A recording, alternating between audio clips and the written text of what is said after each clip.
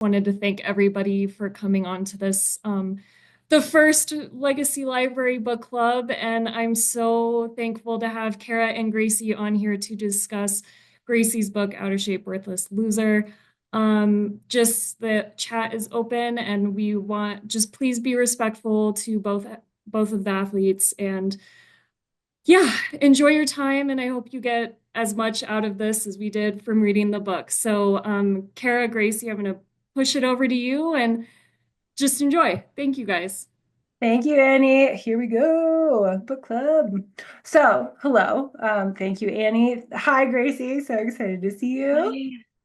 Hi. Welcome to the absolute first U.S. Olympic and Paralympic Museum Legacy Library Virtual Book Club. So, I'm super excited about this because as fans of athletes, like getting to dive into the real story of each athlete, I think is such a rare treat for people. That's why we read athlete memoirs. That's why we read celebrity memoirs. That's why we read any book. We want to really feel all the feelings that the person who wrote it was thinking of, whether it's fiction or nonfiction. So, this idea from the museum is really cool. If you are left wanting more after this conversation, fans, plan a trip to the U.S. Olympic and Paralympic Museum here in Colorado Springs, and you can experience artifacts that help you like feel those feelings too. My favorite thing about the museum, I got to see it built from the ground up, is that it tells the whole story. It doesn't just tell medalist stories, it tells stories of heartbreak, stories of triumph, stories of those middling results that you don't get to see on TV, but matter just as much to the Olympic and Paralympic experience. So come on down and you can buy even more, perhaps figure skating books in the bookstore when you're done. So, my name is Kara Winger. I'm a four-time Olympian in the javelin. I was absolutely blown away to be voted closing ceremonies flag bearer in Tokyo in 2021 by my peers. There's a lot more to my story than just going to the Olympics, and I know that that's what Gracie and I have in common. So, there's so much more to every athlete's story than you see on its face, and that's why this particular book meant so much to me. I listened to it twice, got to hear Gracie's voice both times, and I loved that component of the audiobook. So, our featured author today is Olympic bronze medalist in the first ever team event, which I loved. So much more to her story, battled her way through many other memorable competitions, as we all read in her fabulous book, Out of Shape, Worthless Loser. Without further ado, welcome Gracie Gold, first featured author of our book club. Thank you for having me. I can't believe that I'm the first featured author. I'm really excited to be here. And the museum is absolutely stunning. I feel like it's so slept on, and it's really worth a visit to Colorado Springs for the museum. It's so beautiful. Agree completely. I getting to see it from the ground up was so cool. And for that reason, I feel like I get to know its whole story, just like we got to know your whole story through your extremely honest memoir. So, like Annie said, the chat is open. I will do my best to monitor the chat and ask questions. Like we have some that came from social media, some that came from museum members. And so we're just going to have a chat and look for the back and forth that we all love about book club, some of the conversational pieces, because we got to see inside of your heart, but maybe you want to see some of our hearts too and how you spoke to us. So here we go. First question came from your social media. You were unapologetically honest in your memoir. And we as readers love that. Was there anything that people close to you were like, Gracie, maybe we shouldn't include this? There were a couple things that it was more not that I shouldn't include it. Some people were maybe concerned about what would happen because I included it, but the whole purpose of a memoir, right, is to tell the story. I really could have been more honest. And, but there were some stories that I left out because I felt that they perhaps painted, because we've all had bad moments. So, there were some people that, although maybe that story was relevant to me, it painted this one person in a bad light. And that person overall is like not a villain, or it would have, or there was one factor of the story that would have just kind of taken away from the whole story in general because it would have been, I don't know, it was maybe that section was too salacious and I didn't want it to come off as like a gossip book. And sometimes skating has a tendency to run that way with its coverage and with the commentary within the sport. Can read a little TMZ and like very gossipy. Sometimes it gives high school at times. So every story that I told, I just told it truthfully. I didn't even feel like I was as honest as I could have been, but I was as truthful as I was when I was telling my story.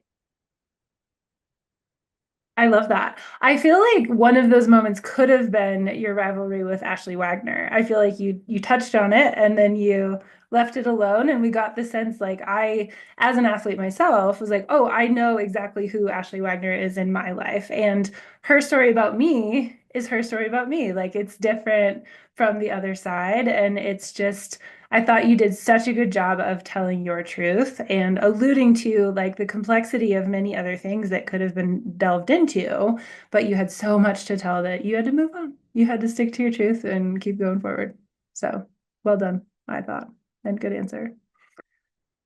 I think this is like we're easing in, right? So what was the most challenging part of writing the memoir and the most rewarding? The most challenging part of the whole experience might have been the editing, honestly, and that sounds like a comedy answer, but it really wasn't. I'm not a great editor in general. I remember that from writing essays right in high school. I It was so hard though for an entire book. I feel like by the time I got through with my edits, Karen, who like helped me write it, my ghostwriter, she had already been back through the book twice, making comments on my edits. And I was like, how are you doing this?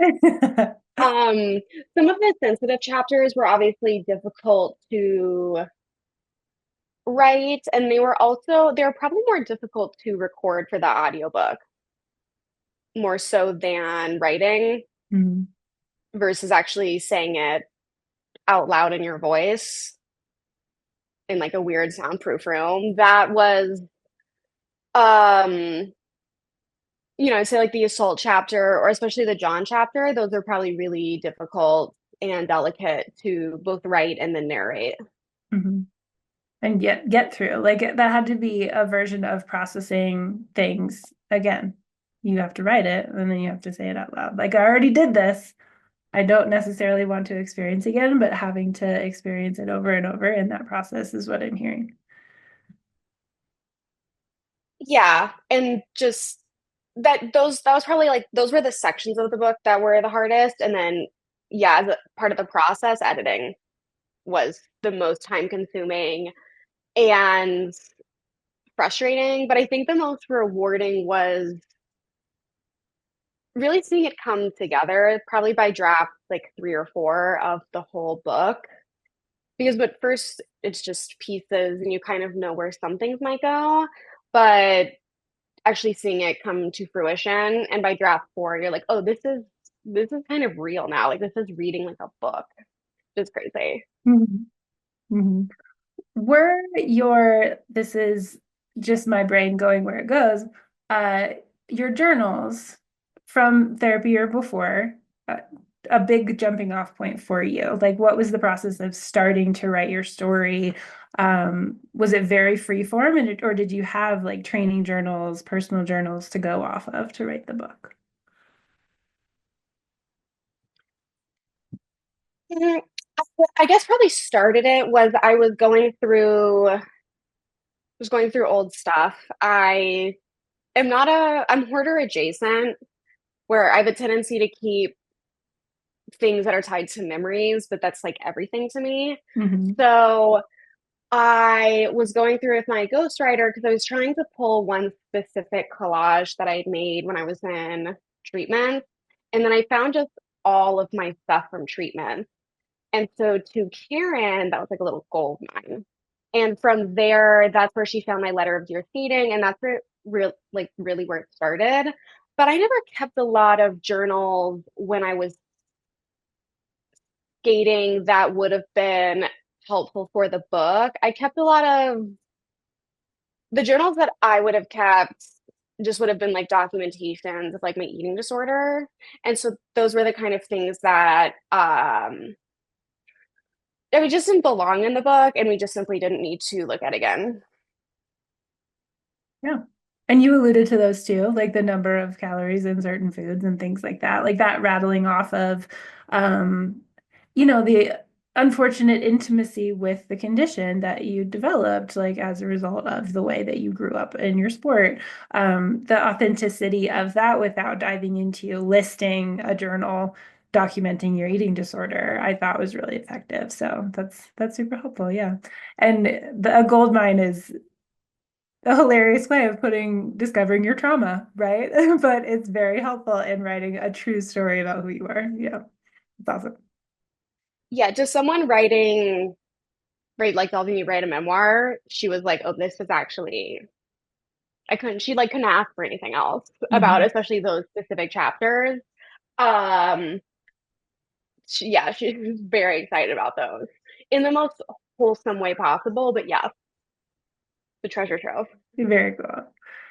So I have some questions from museum members, and I think like we're gonna go back to some of the nitty-gritty of the book, as your honesty warrants, and we want to talk about it. But in thinking about the unpacking of that treasure trove and the things that you've been through already in this kind of like first part of your life, really, will you ever write a book addressing what has changed since you wrote this book? Because this person, this museum member, Barbara Green, believes that it would be as powerful as the first one.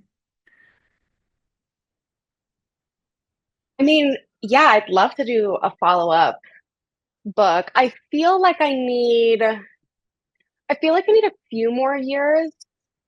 I turned 30 this year, so maybe after dipping my toes into 30s, Mhm. then I can kind of go back and look at what's transpired since and how that process as I'm like kind of actually an adult now.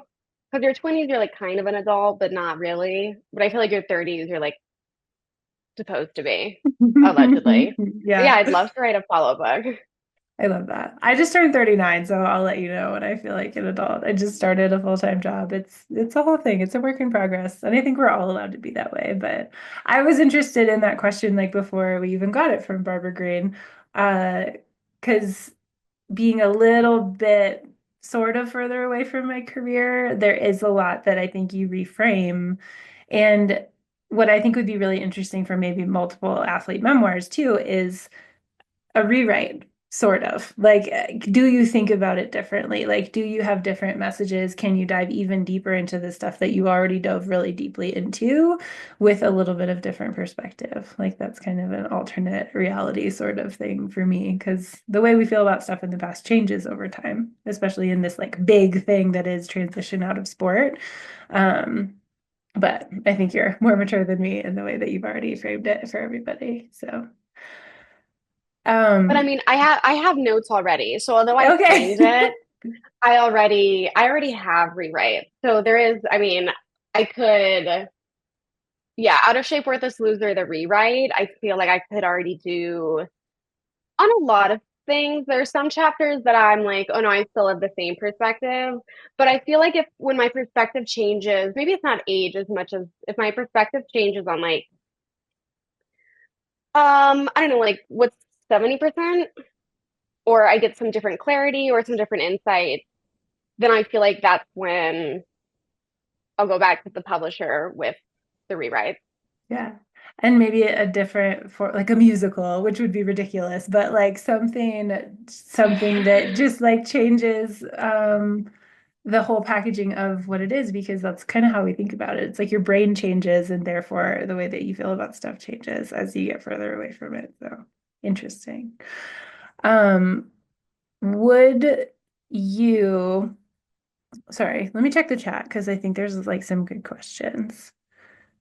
I'm getting some direct messages. So everybody that's watching, if you can put your messages to the group, there's like a little section. The caret says meeting group chat when you're typing in the little text box. That'll just be helpful for everybody. Then they can reply to your questions. If everybody is talking in the chat, that would be really fun. Oh, and along these lines of a rewrite, Megan Eilertson says, I think it'd be interesting to look back and document how your book influenced skating culture, individual skaters, changes within the organization, etc. And I want to actually double down on that because you were at World Championships recently. Yes, commentating, being around the sport. And one of my kind of light bulb moments listening to the book, especially the second time, was Alyssa Liu being at national championships when you were skating as a 14-year-old. And then there she is winning world championships in Boston, like years later after a couple years of retirement, right? Like this person came back. And what I noticed, and this is very silly, but it's significant in the context of your book, was her nose ring. So it's actually, so it's not a nose ring, it's a smiley. Okay. And so it's the upper gum. So it's like inside, but it looks like, I think it has the same energy as the septum. Okay. But we talked about that specifically because I did some coverage for the Olympic channel. And so I interviewed Alyssa after the US Championships in January, and then again at the World Championships because we had fun together. And I used to have my septum pierced, and we both talked about she was going to get a septum, but she thought it was going to hurt too much. And that's how she ended up with her signature smiley, which she thought would be more hidden. But then I told her, like, why did you think that? Because you smile like all the time. Know thyself. Yeah. Yeah. I was like, let's be self-aware. And yeah, that and her tattoos, she for the world of skating is really edgy, and I think is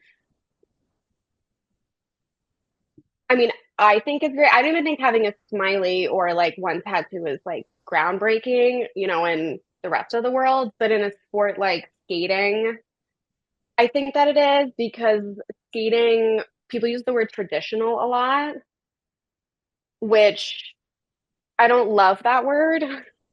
And they also use the word classy a lot, which I dislike even more. They're like, well, skating, it's a classy sport. And to me, especially as an American, when things are historically been described as traditional or classy, we all kind of know what that means. And so I like that, like, some people are pushing boundaries and that there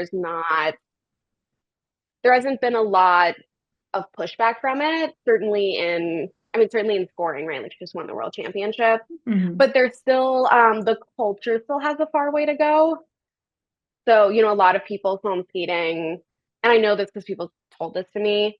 We're like, oh, it's so nice to see, Alyssa and then Cowrie, who's second, but she's like a 3-time world champion. And these were like skating fans at Worlds described to me like, oh, it's so nice to see, like bigger girls doing well. And I was like, see, the call's coming from inside the house, guys. You were close. You were almost there. Yeah. I was like, see, this is why. And so a lot of the changes, though, I can't just blame the organizations and the NGBs, and we can't blame everything on the Russians and the doping. Like, a lot of it is also coming from within the culture and also within some of the fans, which is a uncomfortable conversation, but also within the skaters like ourselves. Like, we it's that conversation of, is it a glass ceiling or is it a sticky floor? Yeah. The catch-22 of like, this is how I know I have to win, so it's how I'm going to be. And how do you, besides just continuing to show up as your authentic self and, forcing people to love you, change the culture for the fans? Like, if Alyssa continues to be visible, if you skate like you did when you made your comeback and you had short hair and it was brunette and people loved it in your short program, like, they have to pay attention and change what they see as beauty and success and good skating. But that is forcing the fans' hand a little bit. But I see where you're coming from completely. I once in Rio in 2016, I was suite mates with a bunch of throwers. So I'm like middle ground. Like I'm 6 feet tall, I weigh 200 pounds, but like my You're friends 6 feet are, tall? I am 6 feet tall, yes. Oh my God, that's so Huh? cool. I can't wait to meet a person. Um, so I'm a big girl, but I'm like I'm not a thrower per se. Like I don't look one way or the other. I've never been usable in campaigns because I'm not cut, I'm not ripped. Like I'm very strong, but I don't look the way you would expect someone very strong to look. I could be just an average person. And my friends, my women friends in the throws, are 300 pounds, 340 pounds. Like they're extremely strong and they throw stuff really far. So I got to be a part of this article in 2016 that was talking about like bigger people on the women's side who are just as valid as other Olympians and Paralympians who look like they're supposed to. And it was written by a woman. And the article headline said, they get it, they don't look like Olympians. And I was like, no, that's not exactly what you were trying to do. Like you were so close and you missed the mark so far because like we look like Olympians because we are. The end, full stop. And that's it. Yeah, They it look just like elite that's figure skaters because they are. The end. yeah, it's they know they don't look like Olympians. Wow, that'll do it. Thank you. Thank you so much. Yeah, it was wild. Mhm. Like, oh, okay, what does an Olympian look like? If Right. Olympians can only look like Michael Phelps, like bad news for all of us. 98% of Olympians, yes. And that's my favorite thing What? about like combining winter and summer as well, Olympic and Paralympic. Like there is literally a sport and an event for every single body type, every single human on this planet, because that is actually what's represented at the games. And I love that you're advocating for that space in your own sport. We all do. Mhm. Mhm. So, And I also really advocate for it specifically in skating because skating is so exclusive in so many different ways. And one of the ways that we could make it not as exclusive is like a behavioral change. Like I don't think that I can make by myself in like the next however long I'm skating more like financially accessible, right? It's really expensive. Everything in the sport is very expensive. Right next to horseback riding, like buying literal horses. I think it's skating is next expensive. mhm, But I think, age and what elite skaters look like and what fans and officials believe that elite skaters look like, I think is an easy way to make skating more inclusive. Um, from gender to color to size. Because most Americans, especially if I give speeches to non-skaters, I'm like, if you picture a skater in your head, like, what does it look like? Like, what do they look like? I'm like, everyone pictured really the same person, like a white woman in a dress. And if they pictured an Asian woman, I was like, was it or was it not Michelle Kwan specifically? And mhm. everyone's like, oh no, that's exactly right. I'm like, yeah, that's the only, when you think of an Olympic skater, you only think of one. And that's so narrow-minded. And certainly that person did not have a smiley piercing. Right. Right. And So, so as people continue to just be themselves and feel comfortable to be themselves, I think that will just see the like skating aesthetic kind of disappear and like mhm. we'll see it maybe start to diversify a little bit, which is not a big change, but for anything to change in figure skating, right, a traditional classy sport, I think is monumental. Mhm. Mhm. Yeah, and you're a big part of that. I agree with that. The comment was the it would be a study on your criticisms, book, story, like and how it has changed figure skating. And kind of a follow-up to that, Alyssa Liu winning world championships, having her smiley, having her audacious one tattoo. Um, you mentioned at the very end of your book talking to, is it Tracy, the new CEO of figure skating, like being actually in her office and her saying like, talk to me, tell me what you want. I was wondering if you feel like that conversation did somewhat lead to Alyssa Liu winning world championships in 2025. Like, do you see your own impact in this short period of time between when you stopped skating and this victory for Alyssa? Well, Tracy no longer works for US Figure Skating, Mm, and they did clean house a little bit further. They tightened up, in which some ways I think is good. It is, but I mean, um, I'm sure that there was an article on why mm, Tracy's no longer the CEO, but I do feel like that was probably for the best. A lot of my people bad. in, oh, no. I mean, that's one of those rewrites. The Out of Shape Worthless Loser rewrite isn't out yet. Got So, it. Okay. Stay tuned. um, And that's supplemental book club reading is this article. So everyone just Google that when we're I done mean, I'm here. sure that there is. I mean, I'm sure it's on Twitter. Typically, when CEOs get fired, there's some sort of article about it. Mhm. Uh, but the reasons, to my knowledge of the firing, were for all the right reasons, in my opinion.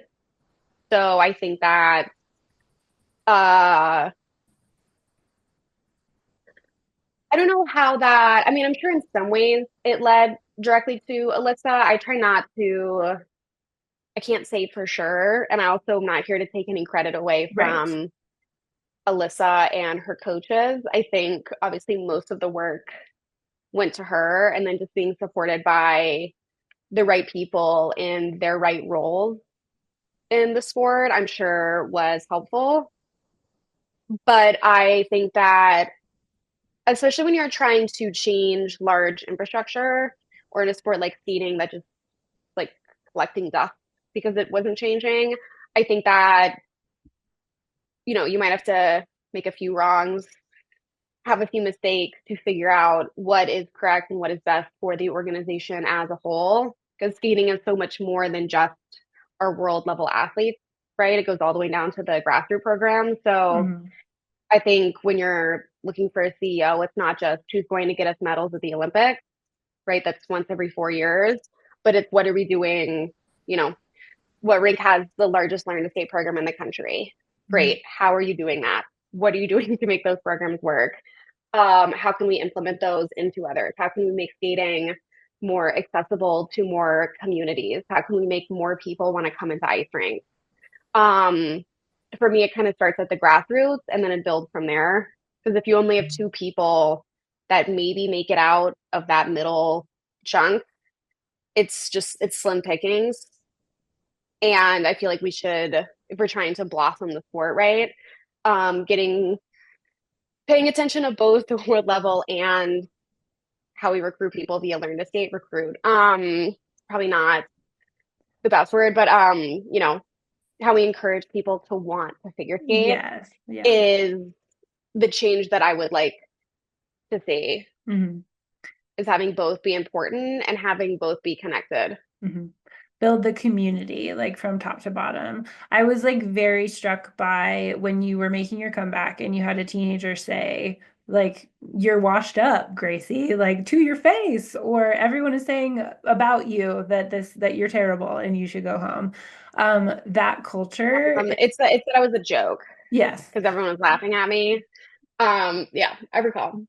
But that culture is what I think you're talking about to like value grassroots and all the way up to medalists. Like how do you uh include medal potential athletes like in this joy part of the sport, which is what you fell in love with in the beginning, what held your attention, and what you came to love again, your Dear Figure Skating letter finally saying like I do love you back, figure skating, and you're doing the work to instill that in the athletes that you coach. Like that is what you're talking about, like valuing the entire experience. And it's my personal belief that happy people probably can also win medals. They don't need to be miserable to go and do well at the Olympics and Paralympics. We should foster their growth in all of these other ways. So, have you seen?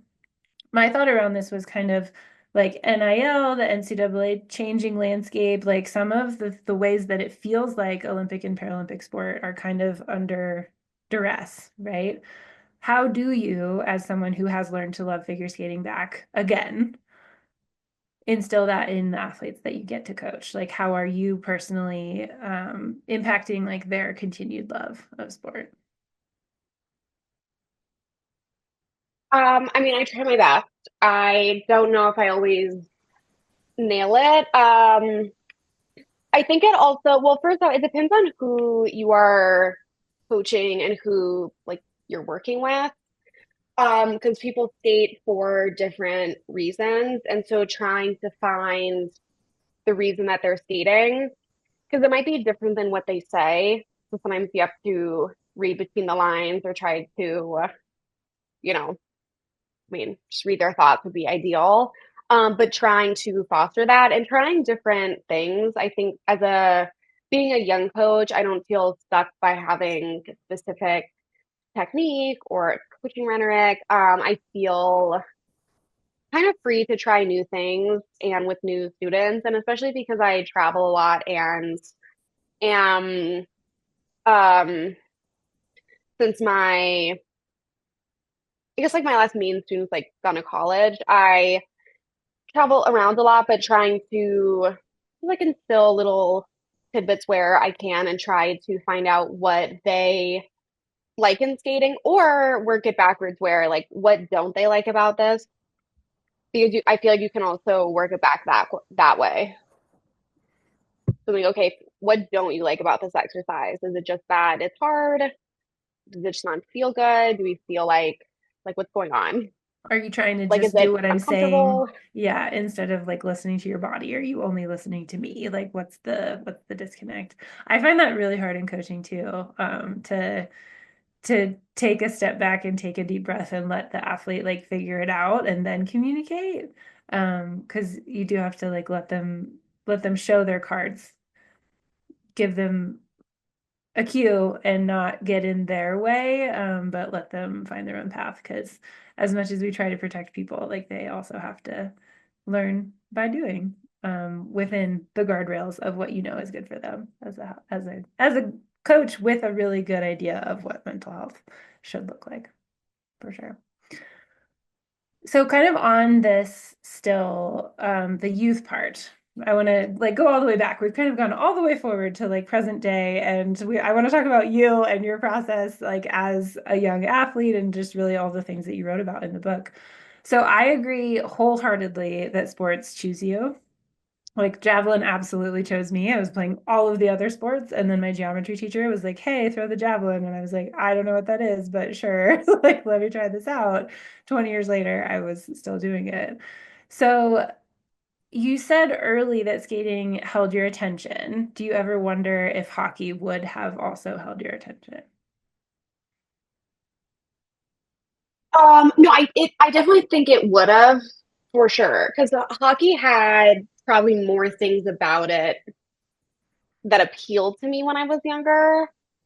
Certainly the physicality of it and the way that it was ever changing with how like the puck was coming at you because it was always going to be slightly different. I think the team aspect would have been difficult for me in my youth. I would have had less interest in that. Mhm. I think that would have been better. I would have been better suited for that when I was older. But I think the team thing was not really, my personality is not super suited for team sports. It just isn't. I think some people aren't as good as individual sports. Not everyone is built for team sports, myself. But I do think I would have played like the Kachuk too. I would have been extremely I would have been in a penalty box most of the time is like one thing. Yeah. I think that sounds awesome. I Yeah, the team thing though.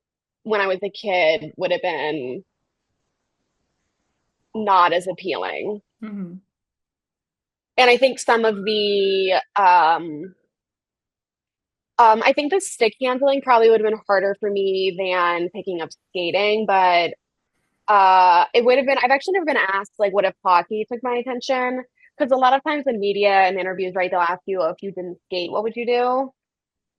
And I actually normally, it's weird, I say normally say javelin. True story, because I just think that it would be so metal to throw like a It spear. is, yeah. And I think that'd just be like so cool. And so I normally say javelin. That's so Because I'm like, yeah, interesting. you just get to like throw spears all day. Like that sounds really cool. It's actually the best. And I like very much noticed and appreciated your track and field fandom in the book, like first of all. And I think like the way that we think about each other's sports and glorify them because like I have a very specific back spasm that like always happens when I throw. It's like it's rhomboid, it's under my ribs, it's a serratus issue. Like it hurts really bad. I tore my ACL twice. Like I never performed the way I wanted to. It's almost, it's not, it's a performance. Like we are all performing. We all have to rise to the level of the Olympics and Paralympics, do our best like on the world's biggest stage. I just don't have 2 minutes to do it or 4 minutes to do it. Like that sounds terrifying to do what you do, but also so fun. Like I wish that I was as graceful as graceful Gracie Gold, right?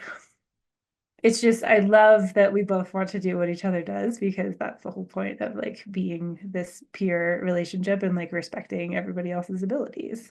I want to run because I see it as like just willpower sometimes. Like, oh, it'd be so nice if I could just like will myself to a really fast mile. And then I run a lap and I die at 200 meters, like trying to go fast. So the metal part, Oh, I think yes. running sounds like the worst. Yeah. Yeah. No, I just that would because you just like run in a circle in the same direction Hmm. and you slowly, progressively, ideally get faster over the course of your lifetime. With a lot of hours in between. Yeah, running. But the technique part of what you and I both do, right? Like the very specific way that your body has to move. I really enjoyed your description of in the midst of a fall is when you understood what you needed to do better. Because I absolutely like when I know that the javelin isn't going to come out correctly, I know how I'm going to fix it next time, but it's already gone. And that's this like fleeting moment of I could have and I should have, but I still can. That's so relatable between like the technical things that we both do. And then when the technical things aren't working, I just desperately want to be good at something that takes sheer willpower. Okay, I understand that. Yeah. Because yeah, you can just will it to be instead of uh but I just think running would be so I just don't think my brain would do very well with it. Like I think it would actually drive me crazy. Mm, And I also don't do well in the sun for long periods of time. mm. Yeah, I'm like allergic to the sun. Yeah. After I got that fatal sunburn in like 2018, Oh. and I had second degree burns, maybe even some third degree. I did not go to the hospital over the whole front of my body, except for my face. My God, yeah, melted off. What were you doing? That's wild. I have a really bad one right I was now, I was actually. outside. Oh. Blanket statement. I was Um, yeah, outside. no, I was outside. I was only outside for like an hour. But I fell asleep in the on like one of the chairs, but I stuck it outside of the cabana because I had recently gotten a lecture about my vitamin D. And they're like, oh, 5 minutes, like peak of, or like 10 minutes. And so I like booted my little lean back chair out at the beach and then immediately fell asleep. And now, why no one woke me up Right. to be like, hey, feel like you might have been out here a while. And I was wearing shorts, so I had like a farmer's tan on my leg for a long because it was like second, third degree. Mm. I'm so sorry. That's wild. Yeah. Oh no, it's okay. I actually don't grow hair on the upper part of my leg anymore. So Small yeah, victories. Yeah. yeah, free electrolysis, everyone. Not I didn't condoning grow these like things. hair for like years. That's wild. Oh my gosh, that's wild. So we will, yeah, we'll keep you inside for the most part, figure skating or hockey. I've never really thought about like what my other sport would be either, because I had actually really difficult, to your point about team stuff, really difficult girl teenager team experiences. It's part of what made me stick to javelin, is that as a team member, like someone said in the chat, we should get Kara on the basketball court. I was on it and people were awful to each other. And it's like part of what led me into individual sport. I had like a lot of infighting examples and people like not being team players, sabotaging their own success. And I was like, you know what? I'm out. I can do this better myself. And have people who do actually believe in me in the form of coaches, but aren't actually influencing the effort that I put in. And I thought, like on that note, your relationship with your coaches, like specifically Alex and Frank, the way that you talked about the contentiousness that did exist in those relationships, coupled with your understanding of how big of an impact they had on your career eventually, was really inspiring for people to say, like, it isn't always going to be easy, and sometimes it's going to be really hard, but I can see the benefit that those people brought to my life. So just if you have anything more to say about Alex and Frank and like the impacts that they had on you, even if they didn't do it exactly the way it needed to be done at the time, like how do you think about them now and their role in your career? They were both so wildly different as people and as coaches that it is interesting that they both, though, were so profoundly influential to my life. And my relationship with my Chicago coach, Alex, I do look back on that time and it was so necessary, like my training with him in a lot of way. I don't think that it needed to be dialed up that much, but I do think, I don't know if I can say that like not working. I needed to work with him, I think, to be at the level that I was. So if I had to go back and do it all again, I wouldn't take it. I would take it from like maybe after I left Alex because I couldn't do it again. Mm-hmm. But it was very relevant. And he taught me like everything I know about how to jump, like very important for skating, and handled me at like a very difficult time and put up with a lot of stuff from me behavior wise that I don't think any other coach would have. But also he did bring some of that out of me. Like we were Mm-hmm. um just the worst and the best together kind of thing. And but I couldn't relive it. You couldn't pay me to relive it. And then with Frank, I saw him more as a I almost saw Alex and I as like equal. So in some ways I like respected Frank more, I guess, or maybe I revered him more. Mm-hmm. But I didn't feel like we were as close as I was with Alex. We had a really complicated relationship. And it was like, I knew that he, on some level, cared about me, but it just must have been in a language that I like didn't understand at all. And he just definitely preferred other people. And, but he always showed up. And that meant a lot to me at that time in my life. Mm-hmm. He always showed up. And there's one event that he couldn't because there was a conflict with another skater named Dennis Tan. But like he made the arrangements of the coach that was going to be there for me. He arranged absolutely everything, had everything set, made sure I was comfortable with it. You know, there was no, and it went exactly like he said that it would. And he kind of reined me in and kept me on the straight and narrow. And so they both were, I think, necessary for things to go the way that they did. But I both have I have complicated relationships with both of them. Mhm. Yeah, that's really powerful. And the, fourth place at the Olympics individually in Sochi, is where that all kind of came to a head, right? Like Frank was there when other people didn't show up, but he did over and over again.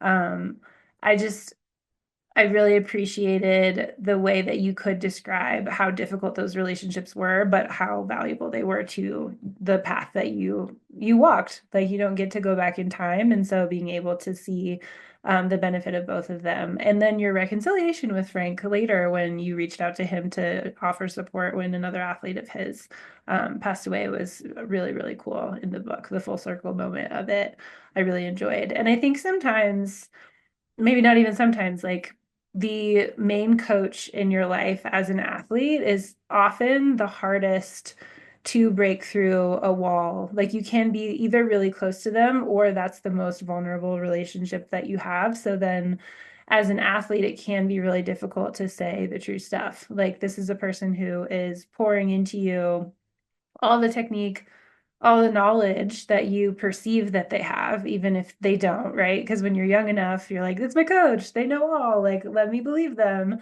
So why would you bring your deepest, darkest, like most difficult things to the surface in the time that is valuable for them to be teaching you? So I was contrasting that in my head with your relationships with like Brandon and Jen at the USOPC, like the secondary and even tertiary players in your career that are there as support people. Like my strength coach became like my brother.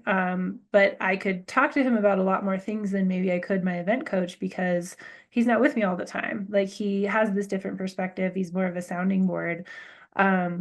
So like, do you agree? Is it common for athletes to need that kind of tertiary person that isn't as in the weeds of your career, therefore you can be more vulnerable? Like to me, that felt like a reason that you could finally open up to Jen. And I was wondering if you felt the same way. Yeah, I think that there is that space to have that person because and it's also hard though when your beef is with skating or also like with your coach, right? Then like who do you talk to besides them? Yeah. And it's nice to have somebody that's still sort of involved either in your life or within sport, but isn't um directly related to like they're in sport, right? Like Brandon cycle, but not like in figure skating. And so ultimately he is more invested in like how I'm doing than necessarily like how my coach is doing, Mm-hmm. right? As like a strength trainer, right? It's more like athlete focused necessarily than coach focused. And so that I think has this feeling of safety to it where they know you. And for me, it just felt like a safer place where, but they also weren't too close to the situation that I felt like they were going to like snitch or anything or have their own opinions on it. Mm-hmm. Right. It was like a place for me to vent and let it out. And then it turned into obviously like a whole big thing. You're like, I did not see this coming. Yeah. I was like, guys. Like, thank you, but it's too much. Yeah. No, I love that. And I've always felt that way, even from college. Like I got to throw the javelin in college, right? So that's a huge difference between track and field and figure skating. But the strength coach at school was very much the sounding board of like this person cares. And it's very obvious that they care more about me as a person and my like general fitness than my very detailed like result from my sport. I had to go, and I mean, this is sort of similar, it's just not inpatient treatment, to therapy to talk about the real things that I needed to talk about because in our sports too, we have sports psychology services that are tied to our national governing body, right? Like there are people to Oh, talk yeah. to, but they're too Not, close. It's kind of like your safe sport experience that like we're such big fans. Oh my God, like stop that. I don't want to talk Yeah, about ick. like how close you are to like what I'm going through. I just want to have somebody to support me. And that's obviously not the same, but I needed to like pay for BetterHelp and go find a therapist to get that help outside that I needed. Like you're talking about that they're like separate enough that you feel safe to talk about the really deep stuff. So I'm glad you had it in the Yeah, USOPM. when the like sports, also sports psychology and like regular psychology or just any other branch of it are different things. Right. And so, of course, there's only like sports psychology available, which, okay, I mean, they're men, but whatever. But yeah, when they are exclusively employed and like work for the NGB, it's to me just doesn't make any sense because like you work for the person that we're about to talk about. And it just isn't, if they wanted to hire like a third party or somebody of like my choosing, or if they had, you know, but I mean, it could still be funded, but they wouldn't have to necessarily, yeah, when they're like, oh, go talk to US figure skating sports psych. Do you want me to talk to them about you guys? Like, no, I'm not going to do Hmm. that. Because no matter how professional that person is, they're still a human and they still exist in the same rooms as those people for sure. Well, and I don't know Um, what they're legally obligated to mhm. or feel socially obligated to report to what is essentially their boss. And then Right. that just puts everyone in like a bad position because then that almost makes the sports psych a villain when I don't think that they want to be or have any intention of being. Right. And the system has evolved, like since I have remained in it. There is a lot more of the outside people reimbursement for therapy. Like there are just many more built out systems. And I know that you and your journey were a part of that. So on behalf of all athletes, like thank you. We have to walk through the shit sometimes, like to make change for other people. And you've been very instrumental in that. So I agree completely. I experienced the same things. Like, no, I don't want to talk to that sports psych because they share an office with the other person that I'm going to talk about. And now there are more systems in place that athletes can find the actual help that they need, which is really, really good and very necessary and overdue. Mhm. So in treatment, a lot of what it seems like you did work through is family stuff. Like we haven't even really talked about your family yet. And I don't want to like talk for 3 hours, but I could do that with you. Um, and I was just wondering specifically, do you have grace for your parents? Obviously, you got to a place where you could write them letters and all of those things. But I think a lot, and my husband and I talk about this a lot about this is like the first time that parents are parenting and they're also humans. And I know that like that's a thing that's not fair. Like you chose to have kids, you want to take care of them well, but parents are still human beings. But even if you didn't get the closure or a relationship change from your dad specifically, how did your feelings about your relationship change after you made the peace that you needed to via your letters? So the discussion of well, it's their first time like on Earth too, and also, oh, the other one that people that I dislike a lot, that a lot of people say, well, okay, so you don't like them, but you like love them.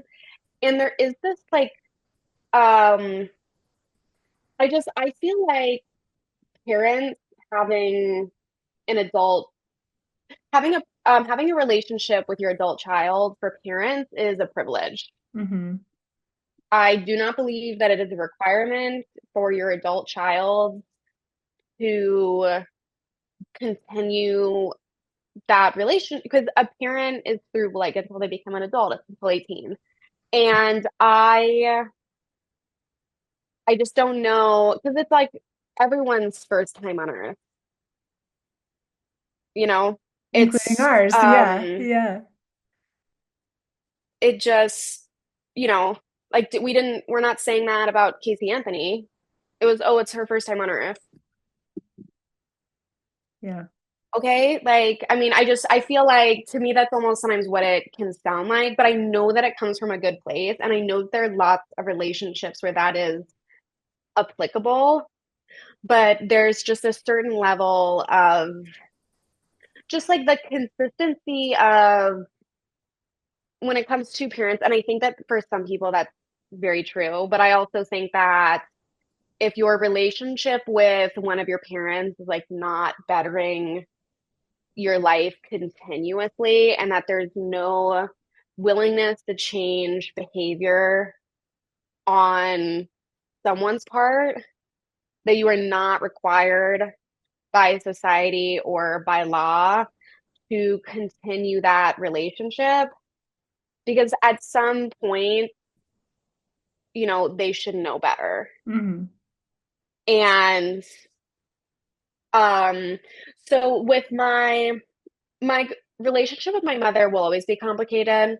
And I feel like there's lots of quotes about mothers and daughters, right, existing as like wretched mirrors of each other, right? You're all that I used to be, you're all that I could have been, you're all that I might be. Um, I don't have a relationship with my father at all. And until I see like an actual change of behavior, I just don't. And an apology to other people. So like until there's like a change of behavior and like, amends are made towards like my sister and like my mother, Hmm. that's just a relationship that I'm not interested in having or like engaging with at all. Because I just don't need that to be a part of my life anymore. Hmm. And it's this relationship with this adult child is just not a privilege that I feel like he's earned or deserves. Hmm. Great. You get to choose that 100%. And like that turns into grace for yourself and like the way that you navigated those relationships as you were younger and learning to do it better for yourself as an adult. So I commend that very much. I was thinking a lot about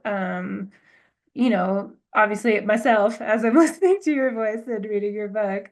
There's like quite a bit of alcoholism in my family, and I have Ew. been I've been warned about it my whole life, and it just doesn't seem like you had the same experience. That like, Kara, be careful like when you get to a point where you might be drinking, because this is a tendency that we as the Patterson family have.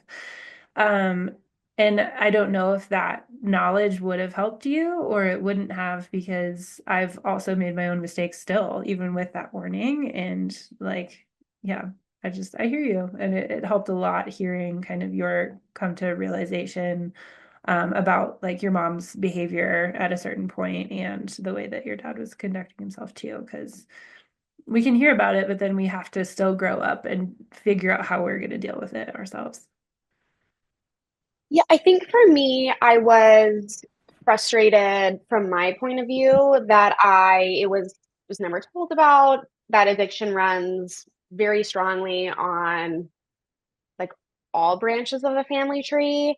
Um, just because I feel like, and also by not telling us, I think that in some ways they were trying to make it like not, it just didn't exist then, right? If we didn't talk about They it, were it didn't like, exist. yeah, But then in denying themselves talking about their own issues, like they denied themselves knowledge about that issue. And for me, like addiction and those tendencies can manifest like in a lot of different ways. hmm. And that's really not something that was like known in like the 70s. Like I fully understand that.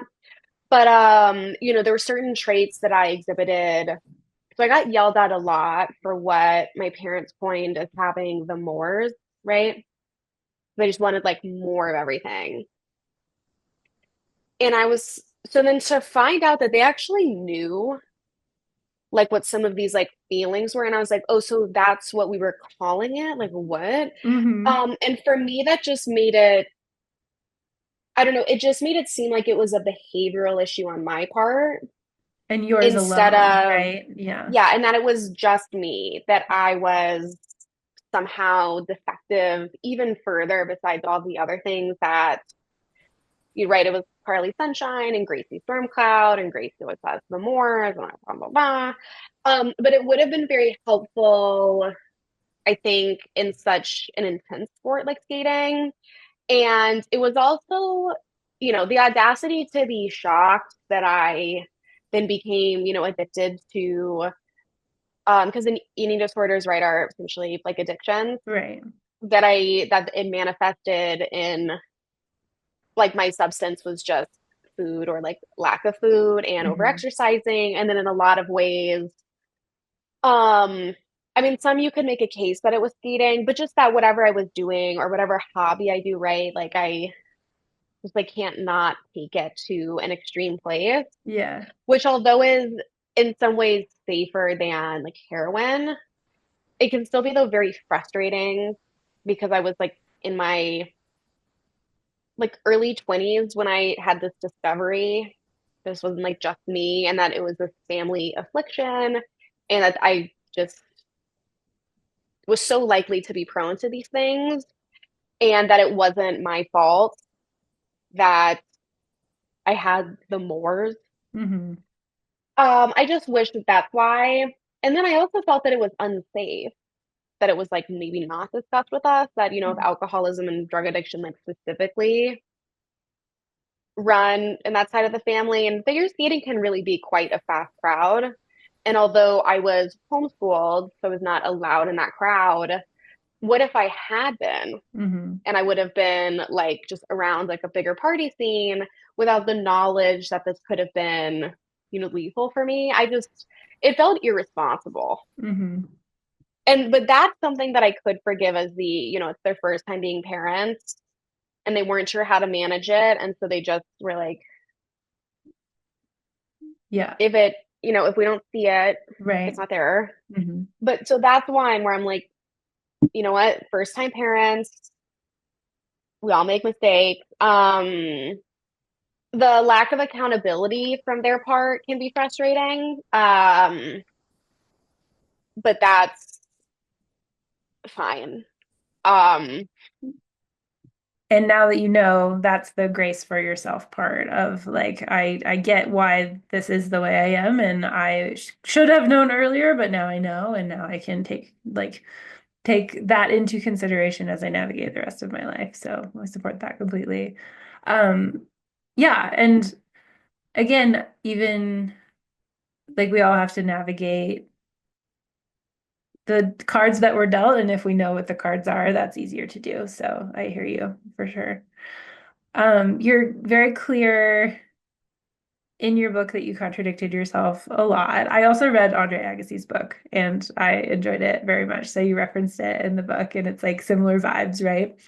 Um, but I think like the written word, your letters in treatment, like the way that you came out of that by addressing yourself and figure skating and your parents really moved me. And I really do enjoy the free writing way of getting stuff out of your brain and into the universe in a different way. So I've been thinking about that a lot and wanting to process my own um, thoughts and feelings around a lot of like similar things in my career because I think the to kind of wrap up the parent conversation, and then I want to get to the chapter that a lot of people in the chat want to get to as well.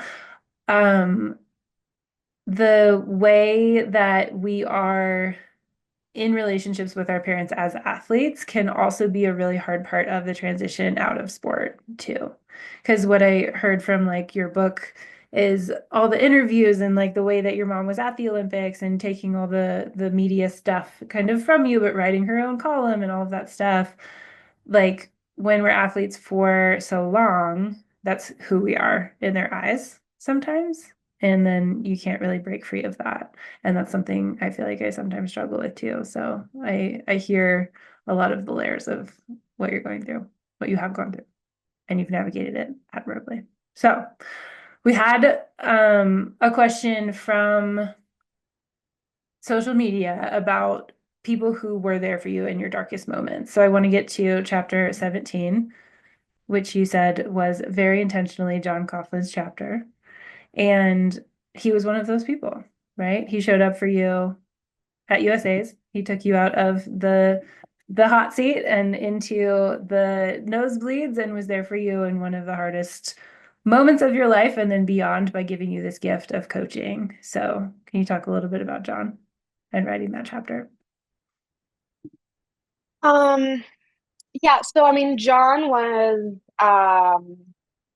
it was my best friend, right? Maybe my best friend ever had. And um I still feel in some ways that his loss just changed me forever. I just feel like there's like that sadness that's just, and maybe it'll just always be there, but it just is never quite the loss that I felt and that was felt in my life was like so profound. And it was not just like because he was gone, but then also it became extremely complex to process because of the circumstances around his death. And um just not being able to ever speak about it or like grieve like outside of like the comfort of my home like at all was really difficult and like suffocating because to me we all have, I don't know, I just was um but that chapter was difficult to write because of the circumstances, right? And that there were these victims of these allegations and um so then if those were true but then those weren't, like that wasn't like my John. So Mhm. I just, that was like really difficult to try to reconcile that being a thing. And then also it was difficult as a woman. I think especially and a woman that had also been raped, like was that, but I had also never felt more safe than like with John. And so, if we taught together, there's on a, like if I fell asleep in his hotel room like just watching a movie, um or if there was somebody else in the, like another friend, another coach, like in the hotel room and I fell asleep, like I never felt, and this was even after my assault that had happened in a hotel room, like I never felt, I actually just felt like it was all gonna be, like I never felt unsafe Mhm. during those. So then why, but then for other women, they alleged he was not safe. And those just couldn't be true. So it's difficult, like, but that's how I closed the chapter, right? Which is it wouldn't, a lot of, if people do ask me about John, which is pretty rare, they would ask if I thought if he was guilty or not. And my answer that I wrote in the book, right, is that it truly will bring me no peace to know if he was guilty or not. Because if he's not, right, then my best friend died, and that the history books are like his name is stained and like burned out forever. Mhm. And that I feel like he was taken from me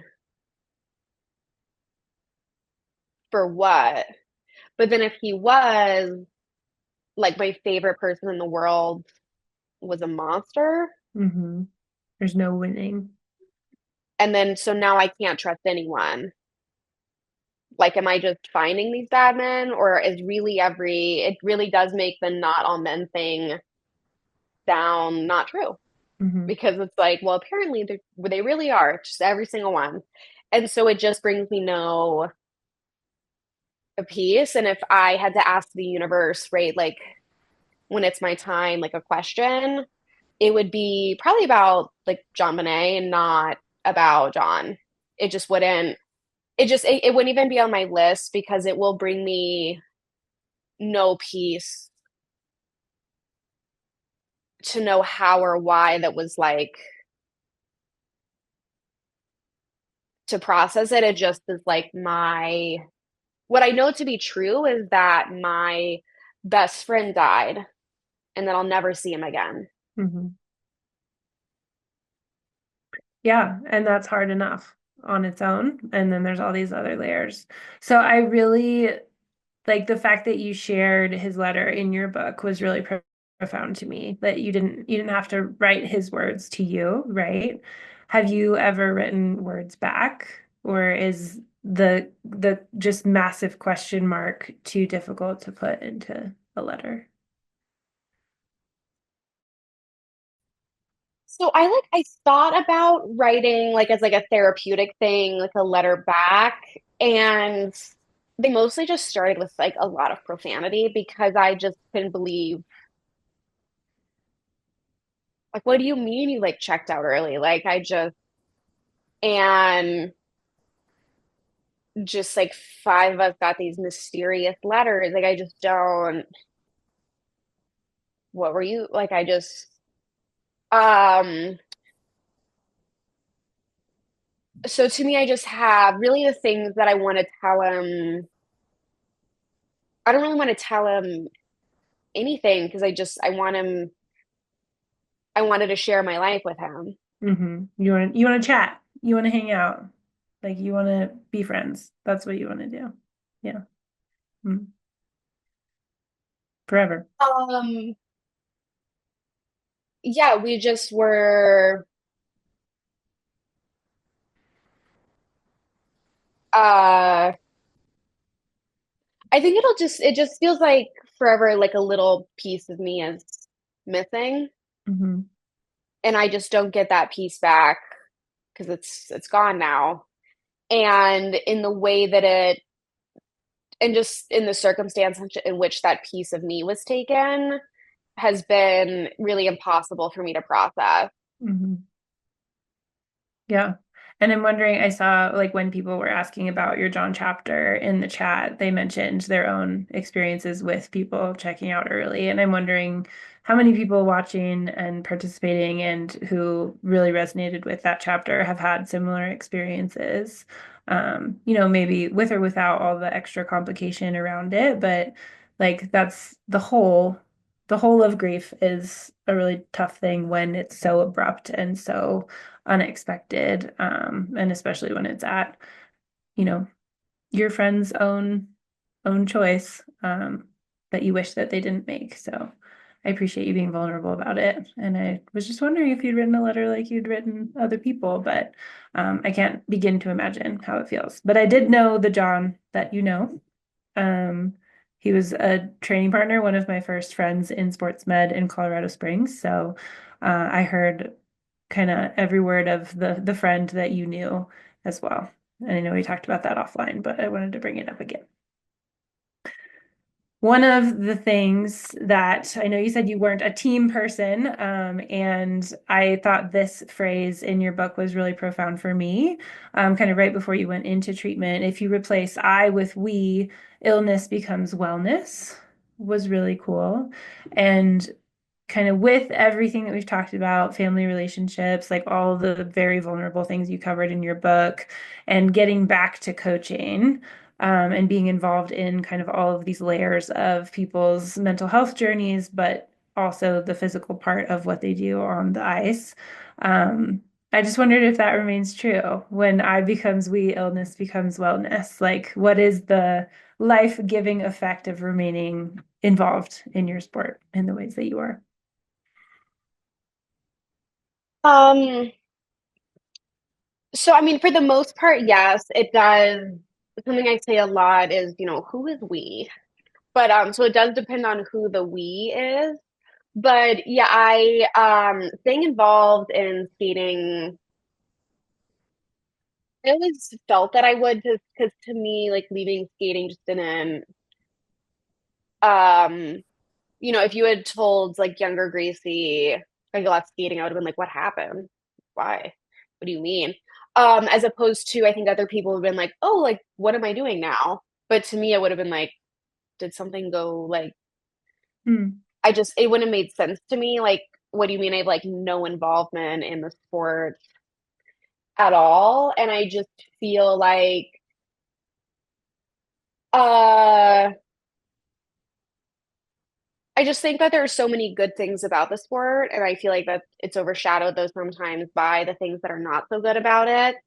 And so sometimes it's hard to highlight all the good things while still trying to find the way to fix things that aren't as good and trying to decide what is fixable and what is more of like a systemic, like societal issue, what's like not, you know, US figure skating to fix, like what maybe comes from the ISU, what comes from, the Olympics, and it's been wonderful. It's led me to really wonderful and awesome places. I'm one of the new like IOC mental health ambassadors. So I'm not totally sure what that job even entails, but sounds so cool. So coming up with some mental health initiatives to bring to the IOC will be exciting. Mhm. Hopefully they're good. Still workshopping several ideas. And, any conversation starter is a good one in that space, as I know that you know, but I'll be excited to hear about it and help implement with peers and fellow athletes as well. Awesome. Do you have anything else you want to share? I know we didn't get to all the chat questions. Tried to kind of cover all the big pieces. So if there's anything that you do see, um, so one of the commenters, Adam Reisinger, he is both a figure skater, like learning to skate in a larger body, he said, and shared about his own experience with trying to check out early in the chat so you can see how impactful your book has been to these people that showed up today. And Adam's been very active in the comments. So take a look at that, Gracie. Um, I've really enjoyed this. I know it's really hard to be this vulnerable, especially in real time, like when you get to put stuff on a page and then read it out loud, even in a weird studio sound booth, it might be different. So you being here for all of these people who clearly adore what you have to say and who you are as a whole human through your book, it's been a privilege to talk to you about it. You poured your heart into the book. We truly appreciate you doing it all over again for the very first Legacy Library Virtual Book Club. And again, I was very honored to help people see the real you. And you, the real you, Gracie, is impossible to miss. So I'm glad that you have fully stepped into that. Um, and you listeners, if you tuned in before you read Out of Shape, Worthless Loser, I highly recommend the audiobook. Check out her website. It's available in paperback now, and you can stop by the museum and get your hands on a copy as well. So thank you everyone for coming. Thank you for tuning in today. Our next book club, the book is The Power of Choice, My Journey from Wounded Warrior to World Champion by Melissa Stockwell. She's a bronze medalist from the Rio Paralympics in the triathlon. She's been to multiple Paralympic Games in multiple sports and is somebody that trained here in Colorado Springs as well for many years. So that one will be on August 19th, another impactful conversation from one of the other best athletes that the US has ever produced. And registration will open soon. So thank you, Gracie, for being our first book club author. No, thank you guys for having me. Thank you to everyone that showed up. My favorite student, Vinny, lurking in the chat. Cool. And yeah, thank you guys for having me. I'm so excited, and I will be tuning in, August 19th. Yeah, I will have just turned 30, so me and my adult wisdom will be in the chat. Let you know my thoughts. Perfect. I can't wait.